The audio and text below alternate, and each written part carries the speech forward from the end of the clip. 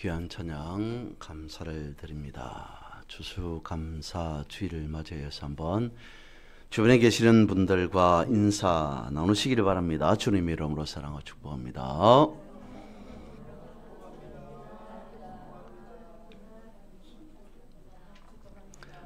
네, 오늘 추수감사 주일을 맞이하여서 에벤에셀에 대해서 살펴보고자 합니다. 에벤에셀은 하나님께서 도우셨다라고 하는 말이죠.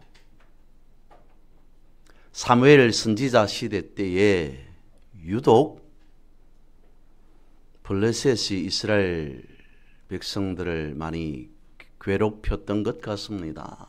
한 20여 년간 블레셋이 이스라엘을 계속 침공하던 지배하던 그런 때였습니다. 사무엘이 선지자가 되었습니다. 블레셋의 끊임없는 침략, 노략질 더 이상 두고 볼 수만 없었습니다. 온 이스라엘 백성들에게 명령하죠. 여러분, 우리가 이렇게 해서는 안 될 것 같습니다. 무엇인가 결단이 있어야 합니다. 미스바로 모입시다. 미스바에 모여서 회개 기도합시다 라고 합니다. 온 이스라엘 백성들이 미스바에 모였다라고 하는 소식이 블레셋에도 들어간 것 같습니다. 이스라엘 백성들이 미스바에 모였다는 소식을 블레셋이 듣고 다시 이스라엘을 침략해 옵니다. 아마도 이스라엘 백성들이 한 곳에 모여 있으니 일망타진하기가 쉽다라고 생각했던 것 같습니다. 사무엘도 블레셋이 쳐들어오고 있다라고 하는 소식을 듣게 되어집니다. 그 소식을 들은 사무엘은 하나님 앞에 번제로 나아갑니다. 그때 하나님께서 엄청난 큰 우레를 블레셋 군대 위에 발하시사 그야말로 혼비백산하여서 블레셋 군대는 퇴각하게 되어지죠. 그리고 이스라엘이 큰 승리를 얻었습니다. 대성한 이스라엘이 사무엘이 대표하여서 그 자리에다가 기념돌을 세웁니다. 그리고 에벤에셀이라고 합니다. 미스바라고 하는 지역은 사실 창세기에 야곱과 외삼촌 라반과의 있었던 일이 있습니다. 무엇인가 야곱과 외삼촌과에 맞지 않는 그 부분에서 우리가 서로 이만큼 양보하고 이만큼은 지킵시다 라고 하는 증거의 돌 무더기가 있었습니다. 그것을 두고 미스바라고 했습니다. 미스바 즉 증거의 돌 무더기였다라고 해서 미스바에 한번 돌과 관련된 일이 있었습니다. 그리고 사무엘이 에벤에셀이라고 하는 것을 또 말하게 됩니다. 아마도 사무엘이 미스바에 대한 그 역사를 알고 있지 않았을까 싶습니다. 마치 야곱이 꿈속에서 하나님의 엄청난 역사하심 그것을 보고 그 자리 그곳을 돌기둥 하나를 세우고 그 돌기둥에 기름을 붓고 여기가 벳엘이다 하나님의 집이다 라고 한 것과 같이 사무엘 또한 미스바에다가 에벤에셀을 세웠습니다. 추수감사 절기 때가 되어지면 내지는 연말 연시가 되어지면 흔히 에벤에셀을 이렇게 말하면서 자연스럽게 말씀은 이어집니다. 그러므로 추수 때까지 추수감사절기까지 우리를 지켜주신 에벤에셀 되시는 하나님께 감사합시다 라고 말합니다. 1년 한 해 동안 연말 연시가 되었을 때 1년 한 해 동안 지켜주신 에벤에셀 되신 하나님께 감사합시다 라고 말합니다. 그런데 오늘 본문의 말씀을 보면 수십 년간 이스라엘 민족을 괴롭혔던 블레셋을 하나님께서 단번에 물리치고, 그리고 이것을 기념하기 위해 엄청난, 하나님께서 이 나라 이스라엘 백성들에게 대성을 거두게 한 그것을 기념하기 위해, 감사하기 위해, 기억하기 위해 에벤에셀을 둔 것과, 그리고 추수감사절기가 되었으니, 연말이 되었으니 라고 하는 에벤에셀과의 개념의 차이는 좀 있지 않을까. 물론 엄청난 일이 있어야만이 에벤에셀이라고 할 수 있다. 추수감사절기가 되어서, 연말이 되어서 일상의 삶 속에서 지켜주신 하나님 에벤에셀이다 라고 하는 것을 가볍게 보자 라고 하는 것 아닙니다. 오늘 이 시간은 이런 추수감사절기에 이런 에벤에셀이 되었으면 좋겠다라고 하는 개념으로 한번 말씀을 통해서 살펴봅니다. 먼저 첫 번째로 굴복에 대한 부분을 살펴봅니다. 굴복해 하시는 하나님이라고 하는 것이 본문에 나와 있습니다. 13절 말씀이죠. 이에 블레셋 사람들이 굴복하여 다시는 이스라엘 지역 안에 들어오지 못하였으며 여호와의 손이 사무엘이 사는 날 동안에 블레셋 사람을 막으셨더라 라고 말씀하고 있습니다. 에벤에셀의 고백과 신앙으로 나아간 이스라엘에게 하나님은 먼저 굴복해 하였습니다. 누구를요? 적국인 상대편인 블레셋을 이스라엘 앞에 무릎 꿇게 하였습니다. 그것을 두고 에벤에셀, 여기까지 도우신 하나님이라고 말했습니다. 다시 말씀을 드립니다. 지금까지, 그러니까 사무엘이 하나님 앞에 에벤에셀이라고 하는 그것을 세울 때까지 이스라엘은 블레셋 때문에 엄청나게 괴롭힘을 당했습니다. 도저히 살 수 없는 지경에 이르렀습니다. 유독 사무엘서를 보면 그랬다는 거죠. 그래서 사무엘 선지자가 고민했을 겁니다. 도대체 어떻게 하면 블레셋의 손아귀에서 벗어날 수 있을까? 그랬는데 보란듯이 하나님께서 블레셋 군대를 물리쳐 주셨습니다. 그것을 오늘 성경은 굴복하였다라고 표현하고 있습니다. 블레셋이라고 하는 나라는 이스라엘과 가까운 곳에서 이스라엘을 가장 괴롭혔던 나라입니다. 그래서 그것을 생각하면서 에벤에셀이라고 기념비를 세웠다는 것입니다. 그렇다면 이 굴복이 있기까지 어떤 과정에서 에벤에셀이라고 하는 말이 생겼을까요? 먼저 에벤에셀이라고 하는 말을 다시 한번 생각해 봅니다. 에벤이라고 하는 것은 돌이라고 하는 뜻입니다. 에셀이라고 하는 것은 도움이라고 하는 말입니다. 그래서 에벤에셀은 도움의 돌이라는 말이 되어집니다. 돌에 대한 생각을 다시 해봅니다. 돌이라고 하는 것은 구약에서 특별할 때에 나오는 명칭이 되어집니다. 하나님의 절대적인 섭리가 있을 때 돌이 등장하더라는 거죠. 앞서 말씀을 드렸던 야곱의 베델이 그렇습니다. 그리고 미스바가 그랬습니다. 사무엘이 그랬습니다.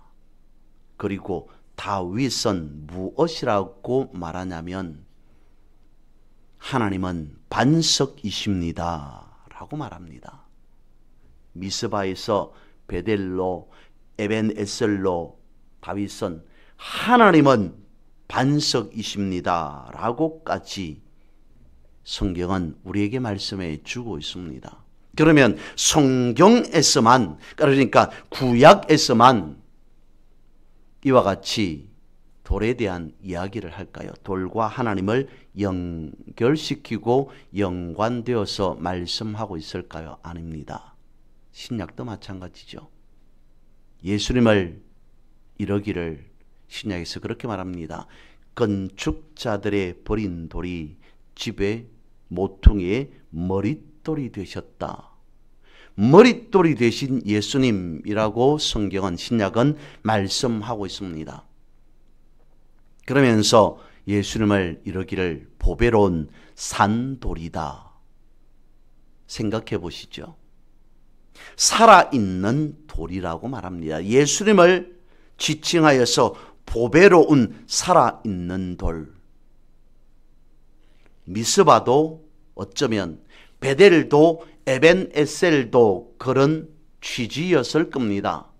다윗이 고백하였던 하나님은 반석이시다, 반석 되시는 하나님이라고 고백하였던 것도 그런 의미는 분명 담겨져 있었을 겁니다. 그런데 신약에 와서는 그것을 오픈하고 있죠. 예수 그리스도께서는 살아계시는 반석입니다. 산돌이십니다. 즉 어쩌면 미스바와 베델과 에베네셀과 이 모든 것을 뛰어넘는 분이 예수 그리스도이시다. 왜 그렇습니까? 보배로운 살아 역사하시는 돌이다 라고 말씀하고 있기 때문이죠. 친히 예수님을 성전이다 라고 그렇게 부르기도 합니다. 앞서 말씀드렸던 바와 같이 머릿돌이 되셨다. 그러면 그 머릿돌은 건축을 할 때에 쓰는 돌입니다. 쓰이는 돌이죠. 그러면 예수님께서 머릿돌이 되셨다, 반석이 되셨다, 산돌이 되셨다라고 하는 것은 기초인 것이겠습니까? 아닙니다. 건축의 주재료, 어쩌면 건축의 모든 것을 말합니다. 그래서 예수님께서 말씀하셨습니다. 이 건물을 허물어 버려라. 내가 사흘 만에 짓겠다. 예수님 자신을 말씀합니다. 부활과 관련된, 죽음과 부활과 관련된 말씀이었습니다. 그리고 또 다른 개념입니다만 돌 위에 돌 하나가 예루살렘 성전을 통하여서 말씀하시기를 남지 않을 것이다. 예수님은 친히 우리의 성전 되셨다라고 하는 것을 성경은 이와 같이 말씀하고 있습니다. 에벤에셀이라고 하는 것은 주님은 우리의 성전이십니다. 즉 주님은 우리의 삶의 전부이십니다 라고 하는 것을 성경은 말씀해 주고 있다는 것이죠. 그래서 우리의 삶의 모든 것에 예수 그리스도로 시작해야 됩니다. 기초부터 우리의 삶의 모든 것에 이르기까지 예수 그리스도께서 머릿돌이 되시고 예수 그리스도께서 보배로운 산돌이 되셨다고 말씀하고 계시기에 우리는 반석 대신 예수 그리스도만을 의지하고 바라보고 살아가야만이 우리의 인생이 흔들리지 않게 되어진다는 것입니다. 두 번째로는 회복에 대한 말씀입니다. 회복해 하시는 하나님에 대해서 성경은 말씀하고 있습니다. 14절입니다. 블레셋 사람들이 이스라엘에게서 빼앗았던 성읍이 에그론부터 가드까지 이스라엘에게 회복되니 이스라엘이 그 사방 지역을 블레셋 사람의 손에서 도로 찾았더라 라고 말씀하고 있습니다. 에베네셀의 기념비를 세우고 담대함으로 나아갔던 이스라엘 백성들에게 하나님은 블레셋 사람에게 빼앗겼던 모든 성읍을 다시 찾게 해 주었습니다. 회복해 하셨습니다. 하나님은 이스라엘이 전쟁으로 잃어버렸던 모든 것을 다시 회복해 하셨더라. 하나님은 모든 것을 회복해 하시는 분이시다라는 것입니다. 이 회복이 있기까지의 과정을 다시 생각해 보면 오늘 본문의 앞으로 돌아가 봅니다. 앞서 말씀을 드렸습니다. 블레셋 군대가 이스라엘 공격해 온다는 소식을 들은 사무엘이 하나님 앞에 무엇을 드렸다고요? 번제를 드렸습니다. 미스바에서 회개 기도를 합니다. 그리고 하나님 앞에 번제를 드립니다. 번제라고 하는 것은 희생 제물을 불로 태워서 하나님 앞에 나아가는 것입니다. 무엇을 했을까요? 하나님, 블레셋 군대가 공격해 오니 감사합니다 라고 했을까요? 하나님, 먼저 미스바에 모여서 회개 기도하자고 했습니다. 블레셋 군대가 찾아옵니다. 하나님, 그랬을 겁니다. 우리가 잘못했습니다. 우리의 모든 죄를 하나님 이 시간 용서해 주십시오 라고 하는 것으로 회개 기도에 덧붙여서 번제를 드렸을 겁니다. 번제라고 하는 구약에서의 제사는 모든 것을 아우르는 공적인, 오늘로 치면 예배에 해당되어집니다만 모든 것을 아우르는 제사가 번제입니다. 그래서 죄를 지었을 때 죄인들이 하나님 앞에 번제로 나갔을 때 그 죄를 용서받게 되어집니다. 구약적인 개념에서. 그리고 새 사람이 되었다는 의미로 살아가게 되어집니다. 이것이 구약에서만 나오는 말씀이 아닌 신약에서도 그대로 적용되어집니다. 어떻게 해요? 예수님께서 성경에서 무엇이라고 말씀하냐면 완전한 번제가 되셨다라고 말씀하고 있습니다. 이것이 에벤에셀로 신약에서 등장하는데 어떻게 등장하냐면 오순절 성령의 불의 역사로 등장합니다. 다시 말씀을 드립니다. 구약에서 하나님 앞에 사람들이 번제를 드립니다. 희생제물을 불로 태워서 드립니다. 예수님께서 친히 신약에 와서 번제물이 되셨다, 희생제물이 되셨다라고 말합니다. 그리고 시간이 지나서 오순절 날에 하늘에서 불이 내려왔습니다. 성령의 불의 역사가 나타나게 되었습니다. 마치 회개 기도하기 위하여서 미스바에 온 이스라엘이 모였던 것과 같이 오순절날 당시에 마가의 집에서 많은 사람들이 함께 모여 있을 때에 성경에 보면, 말씀에 보면 그렇게 되어져 있습니다. 불의 혀같이 갈라지는 것이 각 사람 위에 머물렀더라 라고 되어 있습니다.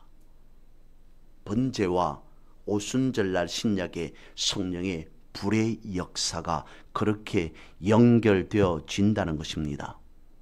구약의 번제가 사람이 불로 드린 제사였다면 오순절 성령의 불의 역사는 여기까지도 오신 하나님의 살아 역사하심에 대한 하늘에서 내려준 불의 응답이다 라고 볼 수 있다는 것입니다. 본문은 번제로 인한 에벤에셀의 역사는 신약에서 보면 성령의 역사로 이어지는 것이죠. 조금 더 말씀을 드립니다. 나중에 성찬치 때도 말씀을 드리겠습니다마는 구약에서 번제는 짐승을 잡아서 드리는 제사였습니다. 예수님께서 잡히시기 전에 밤에 제자들을 모아두고 최후의 만찬, 성찬식을 거행합니다.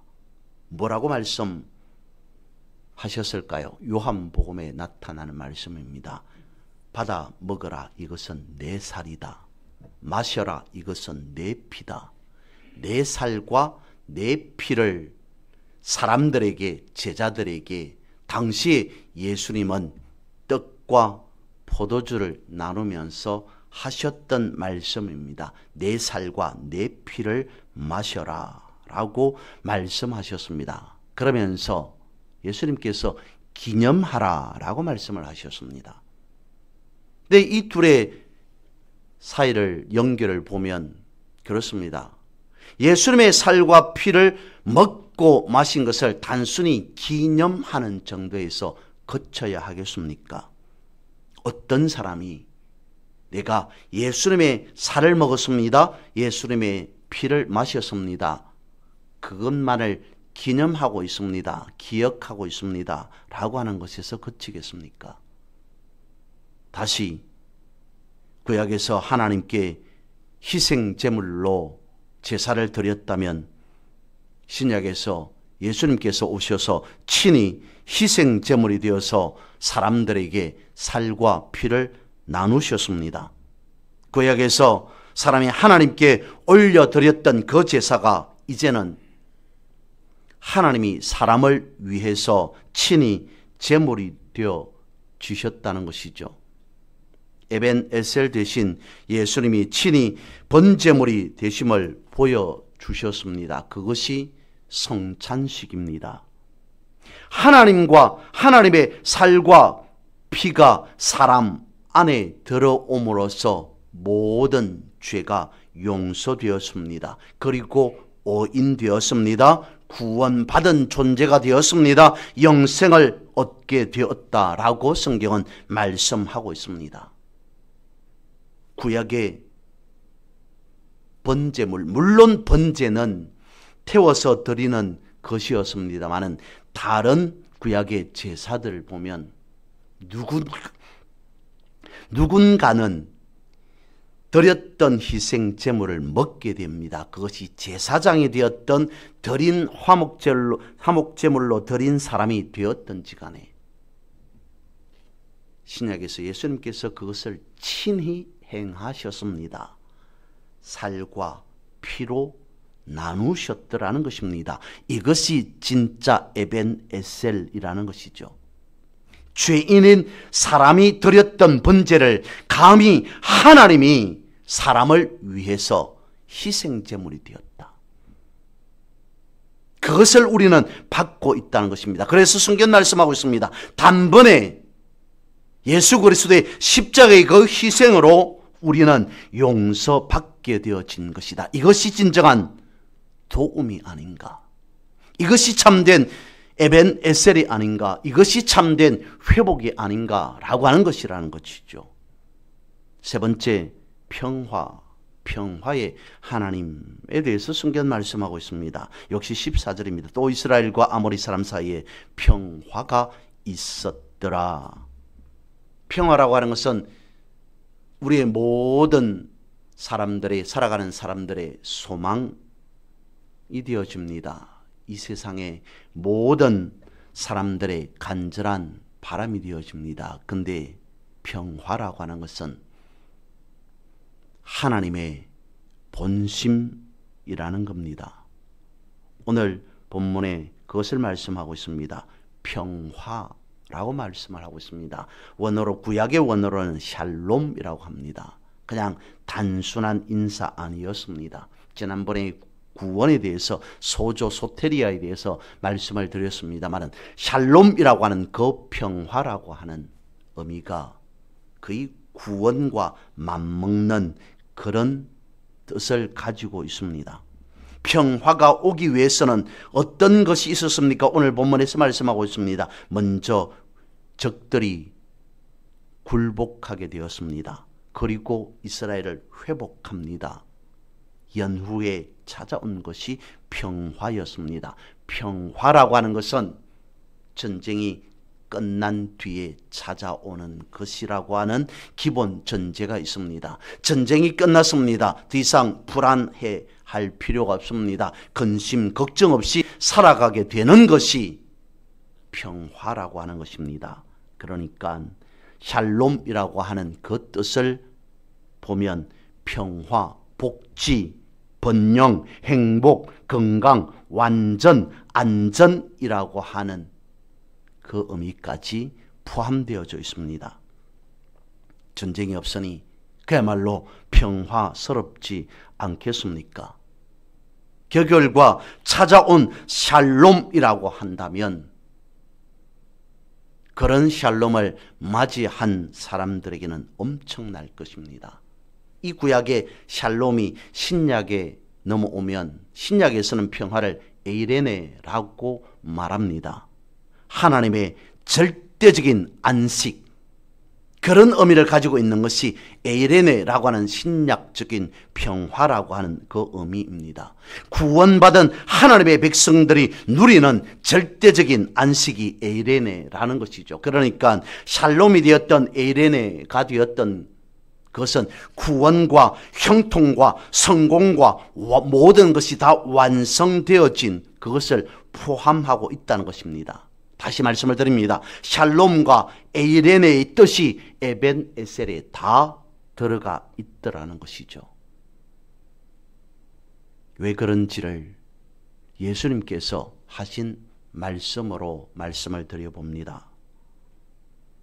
요한복음 14장 27절입니다. 평안을 너희에게 끼치노니 곧 나의 평안을 너희에게 주노라. 내가 너희에게 주는 것은 세상이 주는 것과 같지 아니하니라. 너희는 마음에 근심하지도 말고 두려워하지도 말라. 요한복음 16장 33절입니다. 이것을 너희에게 이르는 것은 너희로 내 안에 평안을 누리게 하려 함이라. 세상에서는 너희가 환난을 당하나 담대하라. 내가 세상을 이기었노라. 여러분, 예수님께서 역시 평화에 대해서 말씀하고 있습니다. 샬롬에 대해서 말씀하고 있습니다. 에이레네에 대해서 말씀하고 있습니다. 그러면서 어떤 때에는 평화, 어떤 때에는 평안이라고 말합니다. 물론 둘의 개념의 차이는 있습니다만 같은 말이라고 생각해 봅니다. 평안을 말하면서, 평화를 말하면서 예수님께서 무엇이라고까지 말씀하고 있냐면 세상이 주는 것과 같지 않는 평안, 평화라고 말합니다.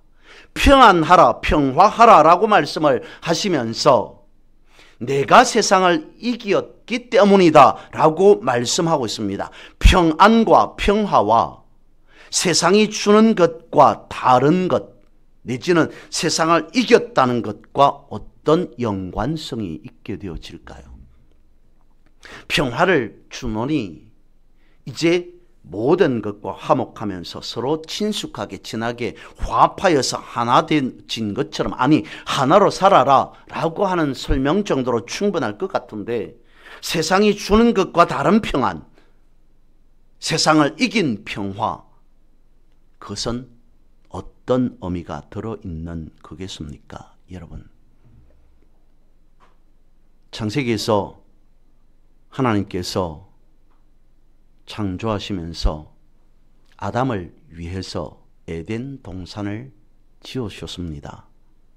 창세기에서 말씀하고 있는 에덴이라고 하는 그 의미가 평화입니다. 물론 에덴이 평화라고 원어에서 말하고 있지는 않습니다. 원어적인 설명을 보면 기쁨, 즐거움이라고 되어 있습니다. 에덴이라고 하는 것은 기쁨 내지는 즐거움. 그렇다면 하나님께서 지으신 창조 동산인 에덴 동산에는 기쁨과 즐거움만 있다는 것입니다. 기쁨과 즐거움만 있는 곳, 평화스러운 곳 아니겠냐는 것이죠. 예수님께서 평안을 끼치노라, 평화에 대해서 말씀하시면서 세상을 이긴 평화, 세상이 주는 것과 다른 평화, 그것은 어쩌면 에덴으로 돌아가는, 하나님께서 창조하여서 아무런 근심 걱정 없이, 아니 근심 걱정이라고 하는 단어 말 자체가 없는 그때로 다시 돌아가게 하는 것, 우리에게 주어지는 그 평화는, 예수님께서 말씀하시고자 하는 그 평안은 하나님께서 에덴에서 주셨던 그 즐거움, 기쁨, 그런 평안, 그런 평화가 아니냐는 것입니다. 그래서였을까요? 예수님께서 탄생하실 때 유독 평화라고 하는 말을 반복합니다. 하늘에서 평화요, 땅에서 기쁨이요. 하늘에서도 평화고 땅에서도 평화다라고 말씀하고 있습니다. 그리고 예수님께서 전한 말씀을 우리는 복음이라고 말합니다.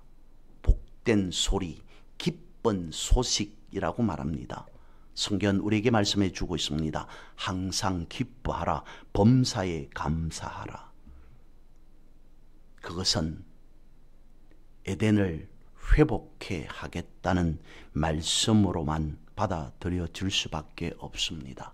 그것이 아니고는 예수님께서 오신 것이 평화였고 예수님께서 하신 말씀이 기쁘고 즐거운 소식 복음이었고 사람이 도대체 할 수 없는 항상 기뻐하라는 그것은 우리에게 책임을 우리가 어떻게 살아가야 되는가라고 하는 그 책임을 강조하신 것이 아니라 예수님께서 오심으로 우리는 하나님께서 창조하신 그 처음에 엄청난 태초의 모든 것이 다 완벽하게 갖추어진 에덴을 우리에게 주시고자 합니다. 예수님께서 말씀하신 것은 그것이 평화였던 복음이었던 무엇이었던지 간에 에덴을 주시고자 한 것이다. 그래서 우리 안에 들어온 에벤에셀로 우리는 에덴의 삶을 누리게 되어진다는 것입니다. 이 시간 추수감사 절기에 평화의 동산 에덴 동산을 생각하면서 하나님께서 우리의 모든 삶 속에 에벤에셀로 역사하시는 그런 믿음의 엄청난 복된 삶을 누리고 살아가는 그런 여러분 되어 주시기를 주님의 이름으로 축복합니다.